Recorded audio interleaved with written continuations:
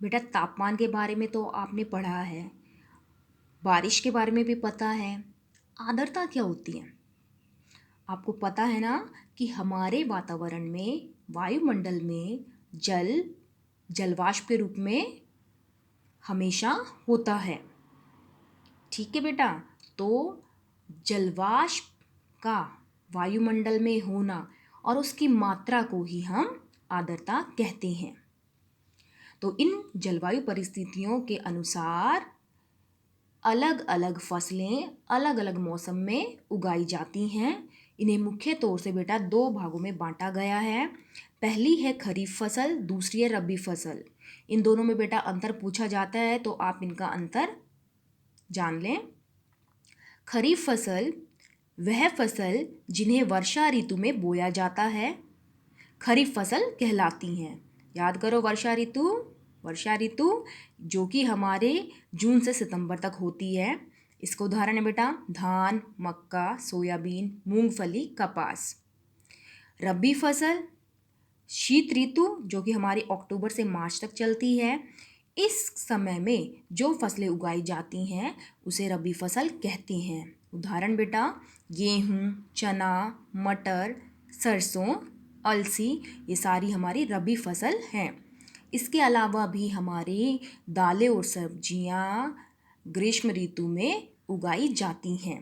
तो इस प्रकार से बेटा आपको खरीफ और रबी फसल का अंतर पता चल गया होगा और आप इसको अच्छे से तैयार करें।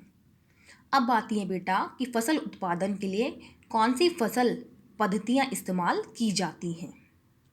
इनको हम कहते हैं आधारिक फसल पद्धतियाँ। इसके बारे में भी क्वेश्चन पूछा जाता है कि बेटा ये कौन कौन सी होती हैं और कितनी हैं। तो हम इनके बारे में जानते हैं बेटा। पहला है मिट्टी तैयार करना, दूसरा है बुआई, तीसरा है खाद एवं उर्वरक देना, चौथा है सिंचाई, पांचवा है खरपतवार से सुरक्षा, छठा है कटाई और सातवां है भंडारण। तो एक एक करके बेटा हम इनको पढ़ेंगे। आप खुद भी सोचिए, जब आप घर में भी एक छोटा सा पौधा उगाते हैं तो ये सारी चीज़ें आप इस्तेमाल करते ही हैं, ये पद्धतियाँ। जैसे पहले हम मिट्टी तैयार करते हैं, मिट्टी को पोला बनाते हैं। पोला का मतलब है उसमें कहीं गांठ ना हो, ठोस ना हो, ताकि जब हमारा पौधा उगे तो उसकी जड़ों को सांस लेने के लिए पर्याप्त जगह मिल जाए। फिर उसमें बीज बोते हैं, फिर हमारी वो पौधा अच्छे से हो तो उसमें खाद भी डालते हैं, फिर उसमें पानी देते हैं। फिर आता है खरपतवार। बेटा खरपतवार क्या होती है? खरपतवार वे पौधे या कहो वे अनवांछित पौधे जो हमारी मुख्य फसल के साथ उग जाते हैं। जैसे बेटा जब गेहूं की फसल होती है तो उसके साथ बथुआ उग जाता है। अब ये बथुआ किसान खेती क्यों कर रहा है? बथुआ उगाने के लिए नहीं, गेहूं के लिए। खरपतवार मुख्य फसल के उगने में बाधा उत्पन्न करती है क्योंकि वो क्या करते हैं, उसके पोषण ले लेती है। अगला है बेटा छठा पॉइंट कटाई, सातवां भंडारण। तो अब एक एक करके हम इसके पॉइंट्स पढ़ते हैं। पहला है मिट्टी तैयार करना। फसल उगाने से पहले मिट्टी तैयार करना प्रथम चरण है। मिट्टी को पलटना, पोला बनाना, यानी अगर वो बहुत मोटे मोटे डले होते हैं, भाग है, उसको हम क्या करते हैं, छोटे छोटे टुकड़ों में तोड़ देते हैं। इससे जड़ें भूमि में गहराई तक जा सकती हैं। पोली मिट्टी में गहराई में धंसी जड़ें भी सरलता से श्वसन कर सकती हैं। और जब मिट्टी पोली होती है, उस मिट्टी के कणों के बीच में स्थान होता है तो मिट्टी में रहने वाले केंचुए और सूक्ष्म जीवों की वृद्धि करने में सहायता होती है। और आपको पता है कि केंचुए को क्या कहा जाता है? किसान का मित्र, क्योंकि ये मिट्टी में को उलट पुलट के क्या बनता है, पोला, यानी उसमें छेद करता है ताकि ह्यूमस बनाता है, ताकि हमारा पौधा आसानी से उग पाए। ठीक है बेटा।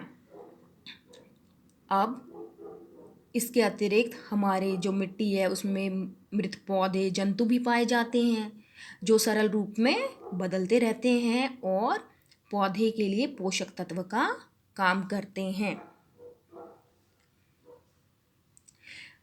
ऊपरी परत के कुछ सेंटीमीटर की मिट्टी ही पौधे की वृद्धि में सहायक होती है और उसे हमें क्या करना है, उलटना पलटना और पोला बनाना है ताकि पौधा उनमें से पोषक तत्वों को आसानी से इस्तेमाल कर पाए। तो यहाँ से आपका क्वेश्चन आता है बेटा कि मिट्टी को तैयार करना क्यों ज़रूरी है, तो आप इसका आंसर समझ चुके हैं।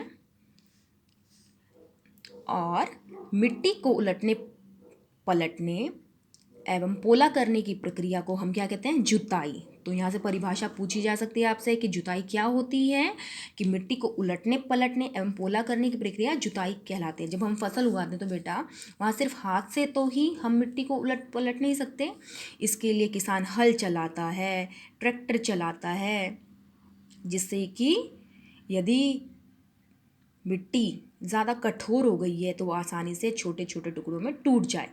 और अगर मिट्टी में पानी यानी गीलापन नहीं है, सूखी है, तो जुताई से पहले हमें क्या करना है, उसमें पानी देना है ताकि बड़े बड़े जो मिट्टी के ढेले वो छोटे छोटे भागों में टूट जाए। अब हल सबने देखा होगा, हल में जो लोहे का भाग है उसको क्या कहते हैं, पाटल कहते हैं। ठीक है। और कभी कभी जुताई से पहले खाद भी दी जाती है ताकि जब हम बुआई करें तो खाद आसानी से मिट्टी में अवशोषित हो जाए। बेटा कृषि के अंदर बहुत सारे औजार इस्तेमाल होते हैं जिसमें प्रमुख हैं हल, कुदाली एवं कल्टीवेटर। आप यहाँ देख रहे हैं किसका उदाहरण है, ये हमारा हल। किसान हल चला रहा है तो हल के भाग दिखा रखे हैं, लकड़ी वाला भाग शेफ, और नीचे जो धातु का भाग होता है उसे कहते हैं फाल। ठीक है बेटा। अब आपको इनके कौन कौन से औजार किसान इस्तेमाल करता है उनके नाम भी याद रखने हैं। हल, कुदाली तो सबने देखी होगी, घर में होती है। लकड़ी और आगे लोहा का सिरा होता है जो कि मिट्टी को पोला बनाने में इस्तेमाल की जाती है। ये देखिए कुदाली। ठीक है। अगला कल्टीवेटर, आजकल जुताई द्वारा ट्रैक्टर द्वारा संचालित कल्टीवेटर से की जाती है। कल्टीवेटर का बेटा हल का इस्तेमाल क्या फ़ायदा है कि कल्टीवेटर से हमारी मेहनत यानी श्रम और समय दोनों की बचत होती है। तो आप पहला मिट्टी को तैयार करना बेटा समझ चुके हैं। अब अगला है पॉइंट है बुआई। बुआई का मतलब बीज का बोना। तो इसके लिए हमें क्या करना है, सबसे पहले हमें बुआई के लिए ताकि हमारी फसल का उत्पादन अच्छा हो, अच्छी गुणवत्ता के बीजों का चयन करना है। किसान अधिक उपज देने वाले बीजों को इस्तेमाल करता है। अब बीजों का कैसे बीज खराब हैं, अच्छे कैसे पता चले। आपने देखा होगा कि घर में जब आपकी मम्मी गेहूँ धोती हैं आटा पीसने के लिए, कई घरों में ऐसा होता है कि गेहूं के दाने लेते हैं, उनको खुद आटा बनवाते हैं, पिसवाते हैं। तो उसको पहले धोया जाता है क्योंकि उसमें पेस्टिसाइड्स होते हैं, केमिकल्स होते हैं। तो धोते हैं तो कुछ बीज ऊपर आ जाते हैं और कुछ बीज नीचे रह जाते हैं। तो जो ऊपर बीज आपने नोटिस किए होंगे वो खोखले होते हैं, कीड़ों ने खाए होते हैं, तो यानी वो हमारी अच्छी गुणवत्ता के बीज नहीं हैं। तो इस टेस्ट द्वारा यानी ये सरल क्रियाकलाप करके आप खुद पता कर सकते हैं कि स्वस्थ बीज और खराब बीज में अंतर क्या है। ठीक है। जो बीज खोखले होंगे वो हल्के होंगे और सतह पर तैरने लगेंगे और हम उनको क्या करेंगे, अलग कर लेंगे। अब बुआई से पहले बीज बोने के औजारों के बारे में भी आप जानिए। परंपरागत औजार, देखो यहाँ पे देखो बेटा, किसान क्या कर रहा है, हल के पीछे कीप दिख रही होगी आपको, इस कीप में बीज डाल रहा और जैसे जैसे आगे बैल चलेंगे, हल से जुताई होगी तो ये बीज मिट्टी के अंदर स्थापित हो जाएंगे। ठीक है। अगला देखो सीड ड्रिल, जिसमें वहाँ पिछला आपने देखा कि बेटा हल में कीप लगाई, अब है सीड ड्रिल जो कि बुआई के लिए ट्रैक्टर के अंदर लगाया जाता है। इससे बीज समान दूरी एवं गहराई बनी रहती है। यह सुनिश्चित करता है कि बुआई के बाद बीज मिट्टी द्वारा ढक जाएं। इससे बीजों को पक्षियों द्वारा खाए जाने से रोका जा सकता है और सीड ड्रिल द्वारा श्रम और समय दोनों की ही बचत होती है। और जब बीज बोए जाते तो बेटा दोनों बीज के बीच में पर्याप्त दूरी होनी चाहिए ताकि हमारे उगने वाले पौधे को पर्याप्त मात्रा में सूर्य का प्रकाश, पोषक, जल मिल पाए। और जब बीज अगर बहुत घने होते तो उसको हाथ से निकाल दिया जाता है। नेक्स्ट पॉइंट है बेटा खाद एवं उर्वरक मिलाना। वे पदार्थ जिन्हें मिट्टी में पोषक स्तर बनाए रखने के लिए मिलाया जाता है उन्हें खाद एवं उर्वरक कहते हैं। मिट्टी फसल को खनिज पदार्थ प्रदान करती है। यह पोषक पौधों की वृद्धि के लिए भी आवश्यक हैं। कुछ क्षेत्रों में किसान खेत में एक के बाद दूसरी फसल उगाते रहते हैं, खाली नहीं छोड़ते। तो क्या होगा, जब हम लगातार फसल उगाते जाएंगे तो पौधे मिट्टी में मौजूद पोषक तत्व को इस्तेमाल करते हैं और लगातार फसलों के उगाने से धीरे धीरे हमारी मिट्टी में पोषक तत्वों की कमी हो जाएगी। इसके लिए किसान क्या करते हैं, समय समय पर खाद और उर्वरक का इस्तेमाल करते हैं ताकि हमारे पौधे स्वस्थ हों। अब खाद और उर्वरक दोनों में अंतर क्या बेटा? खाद एक कार्बनिक पदार्थ है जो कि पौधों या जंतु अपशिष्ट से प्राप्त होता है। जैसे कि अगर हम फलों के छिलके हैं, पौधों के अपशिष्ट पदार्थ हैं, गोबर का डंक है, उसको एक जगह इकट्ठा कर धीरे धीरे क्या होगा, उसमें रासायनिक परिवर्तन होंगे और वो किस में परिवर्तित हो जाएगी, खाद में। ये पौधे के लिए बिल्कुल भी नुकसानदायक नहीं होती, सस्ती होती है और पर्यावरण को कोई नुकसान नहीं पहुंचाती। ठीक है। और उर्वरक एक रासायनिक पदार्थ है जो कहाँ बनाया जाता है? उर्वरक को फैक्ट्री में बनाया जाता है। उर्वरक जैसे यूरिया का नाम सबने सुना होगा, सफ़ेद गट्टे होते हैं, सफ़ेद सफ़ेद दाने। Urea, ammonia sulphate, super phosphate, potash और एनपीके। एनपीके माने नाइट्रोजन, फॉस्फोरस, पोटेशियम। इसका बेटा आपको आगे भी पढ़ना है तो एनपीके की फुल फॉर्म पूछी जाती है, नाइट्रोजन, फॉस्फोरस, पोटेशियम। ये खनिज हैं, तत्व जो कि पौधे के लिए बहुत ज़्यादा ज़रूरी होते हैं। अगर इनकी कमी होगी तो हमारी मिट्टी की उर्वरता कम हो जाएगी और हमारे पौधे अच्छे से उग नहीं पाएंगे। पर जब हम इस्तेमाल करते हैं उर्वरक का तो उसका हमें इस्तेमाल करते हुए पूरी तरीके से ध्यान देना चाहिए। मिट्टी की उर्वरता को बनाए रखने के लिए हमें उर्वरक के स्थान पे ज़्यादातर जैविक खाद का इस्तेमाल करना चाहिए।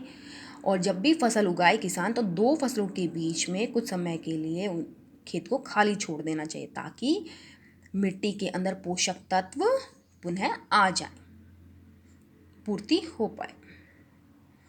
उसके अलावा जब मिट्टी में पोषकों की प्रतिपूर्ति मतलब कि दोबारा पूर्ण होना, पोषक का दोबारा आना, एक तरीका है फसल चक्रण। यानी किसान अगर एक बार गेहूं की फसल उगा रहा है तो उसके बाद उसमें सरसों की फसल उगा ले, दाल उगा ले। ऐसा नहीं है कि एक ही खेत में हमेशा गेहूं की फसल उग रही है, सरसों की फसल उग रही है, नहीं। बार बार अगर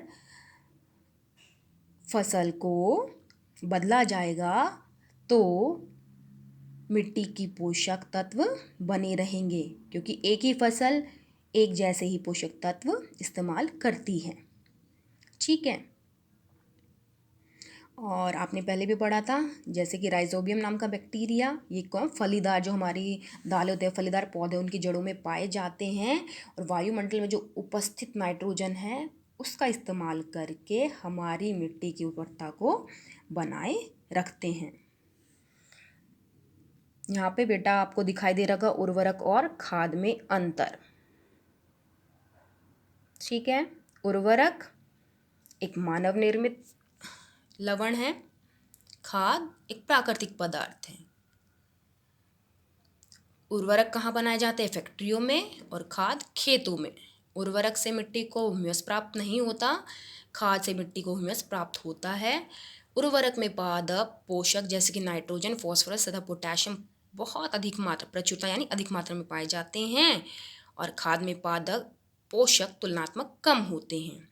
तो बेटा आपको आज यहाँ तक पढ़ना है, अच्छे से समझना है, और साथ में चैप्टर के ख़त्म होने पे मैं आपको असाइनमेंट दूंगी, ठीक है। तो आप इसको अच्छे से देखें, पढ़ें, समझें। मिलते हैं कल की क्लास में।